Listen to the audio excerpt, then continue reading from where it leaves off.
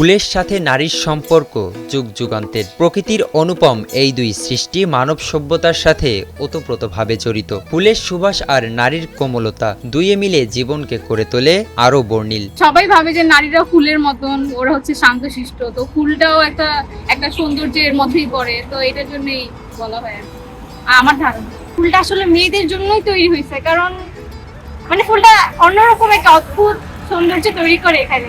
গ্রীষ্মের দাবদাহে যখন প্রকৃতি ক্লান্ত, ঠিক তখনই সতেজ শোভা নিয়ে হাজির হয় কৃষ্ণচূড়া। শুধু প্রত্যন্ত গ্রাম বাংলাই নয়, ইট পাথরের শহরেও এখন কৃষ্ণচূড়ার রাজত্ব। দূর থেকে কৃষ্ণচূড়ার রক্তিম আভা যেন চোখ জুড়ায়। ঋতুরাজ গ্রীষ্মের প্রকৃতিকে রাঙিয়ে তোলে এই মনোরম কৃষ্ণচূড়া। কখনো কখনো বন্ধের সময় এখানে আসা হয়।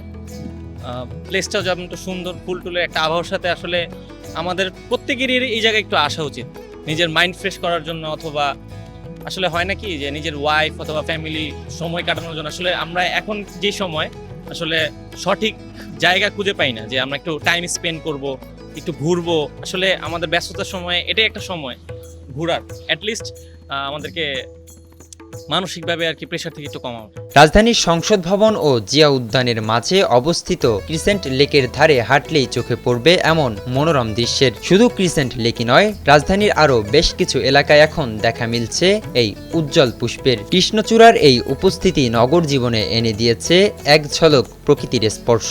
অ্যাকচুয়ালি আমাদের ঢাকা শহর হচ্ছে জ্যামের শহর আর ইট পাথরের শহর, তো অনেক সময় ভালো লাগে একটু দূরে কোথাও যাওয়ার জন্য, কিন্তু আমরা যাই ব্যবসা করি যেহেতু, ব্যস্ততার জন্য অনেক সময় যেতে পারি না। সো ঢাকা আশেপাশে একটু ঘুরতে ভালো লাগে, যেমন এই সংসদ ভবন আছে, জিয়া উদ্যান আছে, তারপরে আপনার 300 ফিট, মাওয়া, বিরুলিয়া, অনেক জায়গা আছে। তো একটু ঘুরতে তখন ভালো লাগে, কারণ ঢাকা শহর সব জায়গায় তো জ্যাম, আপনারা জানেন এটা ভালো করে। তো এই জন্য অনেক ভালো লাগতেছে।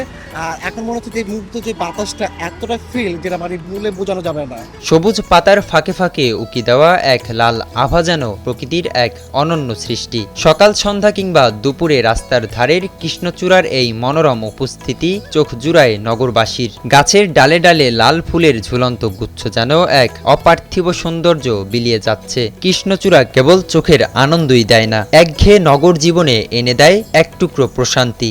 ফুল গাছেই সুন্দর, যদিও অনেকের হাতে দেখি, অ্যান্ড ব্যাপারটা আমার কাছে উচিত মনে হয় না, বিকজ ছিঁড়লে তো এখানে সৌন্দর্যটাই নষ্ট হয়ে গেল।